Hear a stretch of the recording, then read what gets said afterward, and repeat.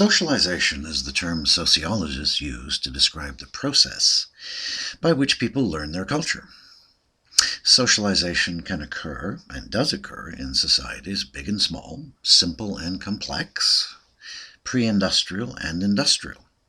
Without socialization, Henslin suggests, we would not learn our culture, and without culture we could not have a society. Socialization, then, is an essential process for any society to be possible. Society, after all, makes us human. What would humans be like if left untouched by society? Institutionalized children, such as those brought up in orphanages, show that traits such as intelligence, cooperative behavior, and friendliness are the results of early close relations with other human beings. This has also been studied in monkeys. And if isolated for more than 6 months from a tribe or whatever, they cannot adjust. Babies, after all, do not develop naturally into social adults. Although their bodies grow, human interaction is required for them to acquire the traits we consider normal for human beings. When it comes to learning culture, why, for example, did 3 teenagers in a small town beat up a gay man and hurl him to his death a quarter century ago? This occurred on July 7th in 1984, when Charlie Howard was thrown off a bridge into a river by 3 teenagers. The 3 youth who killed Howard were not social rebels acting out against societal norms and values, but instead they were social conformists who thought they would be rewarded for acting in conformity to that particular community's norms. So, we learn many good things from our culture, but we can also learn to accept some very harmful beliefs and to practice very harmful behaviors. Because socialization is so important, scholars in various fields have tried to understand how and why it occurs, with different scholars looking at different aspects of the process. Their efforts mostly focus on infancy, childhood, and adolescence, which are the critical years for socialization. But some have also looked at how socialization continues through the life course. So let's take a look at some of the major theories. You may also wish to consult a separate handout which summarizes them. So, the first one, or one set of explanations, and the most sociological of those Henslin discusses, looks at how the self, or one's identity, one's self-concept, and self-image develops. These explanations stress that we learn how to interact by first interacting with others, and that we do so by using this interaction to gain an idea of who we are and what they expect of us. Charles Horton Cooley said that by interacting with other people, we gain an impression of how they perceive us. In effect, we see ourselves when we interact with other people. We then use these perceptions to develop judgments and feelings about ourselves, such as pride or embarrassment. The looking glass self-process affects us throughout our lives. By the time we get out of late adolescence and into our early adult years, we have very much developed our conception of ourself. Yet this development is never complete. George Herbert Mead, founder of the field of symbolic interactionism, saw playing as central to children's understanding of how people should interact. When they play, Mead said, children take the role of the other. This means they pretend to be other people in their play, and in so doing, what these other people expect of them. For example, when children play house and pretend to be their parents, they treat their dolls the way they think their parents would treat them. In so doing, they get a better idea of how they are expected to behave. Another way of saying this is that they internalize the expectations of other people. They internalize the expectations other people have of them. This whole process, Mead wrote, involves several stages. In the imitation stage, infants can only imitate behavior without really understanding its purpose. If their parents rub their bellies and laugh, 1-year-olds may do likewise. After they reach the age of 3, they're in the play stage. Here, most of their play is by themselves or with only 1 or 2 other children, and much of it involves pretending to be other people. Their parents, teachers, superheroes, television characters, and so forth. In this stage, Mead said, they begin taking on the role of the other. Once they reach age 6 or 7, or roughly the time school begins, the games stage begins, and children start playing in team sports and games. The many players in these games perform many kinds of roles, and they must all learn to anticipate the actions of other members of their team. In so doing, they learn what is expected of the roles all team members are supposed to play, and by extension begin to understand the roles society wants us to play. Or to use Mead's term, the expectations of the generalized other. Mead felt that the self has 2 parts, the I and the me. The I is the creative, spontaneous part of the self, while the me is the more passive part of the self, stemming from the internalized expectations of the larger society. The development of both these parts of the self is important not only for the individual, but also for the society to which the individual belongs. A second set of explanations is more psychological, as it focuses on the development of the personality, cognitive ability, and morality. This set of explanations deals with personality and cognitive and moral development. Let's talk about Piaget first. According to Piaget, children acquire a self and a personality, but they also learn how to think and reason. Piaget thought that cognitive development occurs through 4 stages, and that proper maturation of the brain and socialization were necessary for adequate development. The first stage is the sensor-motor stage, in which infants cannot really think or reason, and instead use their hearing, vision, and other senses to discover the world around them. The second stage is the pre-operational stage, lasting from about age 2 to age 7, in which children begin to use symbols, especially words, to understand objects and simple ideas. The third stage is the concrete operational stage, lasting from about age 7 to age 11 or 12, in which children begin to think in terms of cause and effect. They still do not understand underlying principles of fairness, justice, and so forth. That's something to bear in mind. The fourth and final stage is the formal operational stage, which begins about the age of 12. Here children begin to think abstractly and use general principles to resolve various problems. This is where morality starts, by the way. What I mean by that, of course, is the fact that up until that age, when we're screaming at children, you should know better, the reality is they don't. Recent research supports Piaget's emphasis on the importance of the early years for children's cognitive development.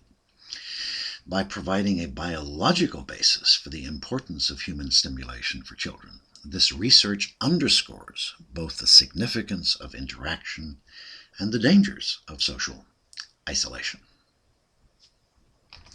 Whereas Cooley and Mead focused on interaction with others in explaining the development of the self, the psychoanalyst Sigmund Freud focused on unconscious biological forces that he felt shape individual personality. Freud thought that the personality consists of 3 parts, the id, ego, and superego, which I'm assuming you remember from Intro to Psych. The id is the selfish part of the personality and consists of biological instincts that all babies have, for example, including the need for food and more generally the demand for immediate gratification. As babies get older, they learn that not all of their needs can be immediately satisfied and thus develop the ego, or the rational part of the personality. As children get older still, they internalize society's norms and values and thus begin to develop their superego, which represents society's conscience. If a child does not develop normally and the superego does not become strong enough, the individual is more at risk for being driven by the id to commit antisocial behavior. Freud's basic view that an individual's personality and behavior develop largely from within differs from sociology's emphasis on the social environment. That is, of course, not to say that his view is wrong, but it is to say that it neglects the many very important influences highlighted by sociologists. An important part of children's reasoning is their ability to distinguish right from wrong and to decide on what is morally correct to do. Psychologist Lawrence Kohlberg said that children develop their ability to think and act morally through several stages. In the pre-conventional stage, young children equate what is morally right simply to what keeps them from getting punished. In the conventional stage, adolescents realize that their parents and society have rules that should be followed, because they are morally right to follow, not just because disobeying them leads to punishment. And finally, at the post-conventional stage, which occurs in late adolescence and early adulthood, individuals realize that higher moral standards may supersede those of their own society, and even decide to disobey the law in the name of these higher standards. If people fail to reach at least the conventional stage, Kohlberg said, they do not develop a conscience and instead might well engage in harmful behavior if they think they will not be punished. Incomplete moral development, Kohlberg concluded, was a prime cause of antisocial behavior. One limitation of Kohlberg's research was that he studied only boys. Do girls go through similar stages of moral development? Carol Gilligan concluded they do not, whereas boys tend to use formal rules to decide what is right or wrong, she wrote. Girls tend to take personal relationships into account. If people break a rule because of some important personal need or because they're trying to help someone, then their behavior may not be wrong. Put another way, males tend to use impersonal, universalistic criteria for moral decision-making, whereas females tend to use more individual, particularistic criteria. I noted earlier that the development of the self is not limited to childhood, but instead continues throughout the lifespan. Psychologist Erik Erikson explicitly recognized this central fact in his theory of identity development. This sort of development, he said, encompasses 8 stages of life across the life course. In the first 4 stages, occurring in succession from birth to age 12, children ideally learn trust, self-control, and independence, and they also learn how to do tasks whose complexity increases with their age. If all this development goes well, they develop a positive identity or self-image. The 5th stage occurs in adolescence and is especially critical, said Erikson, because teenagers often experience an identity crisis. This crisis occurs because adolescence is a transition between childhood and adulthood. Adolescents are leaving childhood but have not yet achieved adulthood. As they try to work through all the complexities of adolescence, teenagers may become rebellious at times, but most eventually enter young adulthood with their identity mostly settled. Stages 6, 7, and 8 involve young adulthood, middle adulthood, and late adulthood, respectively. In each of these stages, people's identity development is directly related to their family and work roles. In late adulthood, people reflect on their lives while trying to remain contributing members of society. Stage 8 can be a particularly troubling stage for many people as they realize their lives are mostly over, or almost over. So, what's my point? Socialization continues throughout the several stages of the life course. What happens during childhood can often have lifelong effects. Social class, race and ethnicity, and gender all affect how people fare during the various stages of their life course. What a cute dress. I like the ribbons in your hair. Wow, you look so pretty today. According to Lisa Bloom, author of Think Straight Talk for Women to Stay Smart in a Dumbed-Down World, most of us use pleasantries like these when we first meet little girls. So what, you might ask? Well, Bloom asserts that we are too focused on the appearance of young girls, and as a result, our society is socializing them to believe that how they look is of vital importance. And Bloom may be onto something. How often do you tell a little boy how attractive his outfit is, how nice looking his shoes are, or how handsome he looks today? To support her assertions, Bloom cites as one example that about 50% of girls ages 3 to 6 worry about being fat. We're talking kindergartners who are concerned about their body image. Can you think of some of the ways children are socialized through the gender messages shown on the slide? Take a break and think about it. Hit the pause button.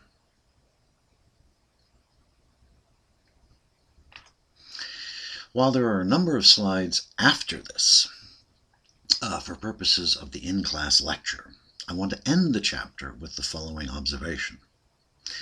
Several agents of socialization exist.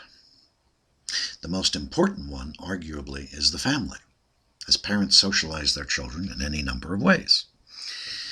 Children end up resembling their parents, not only biologically, but also sociologically.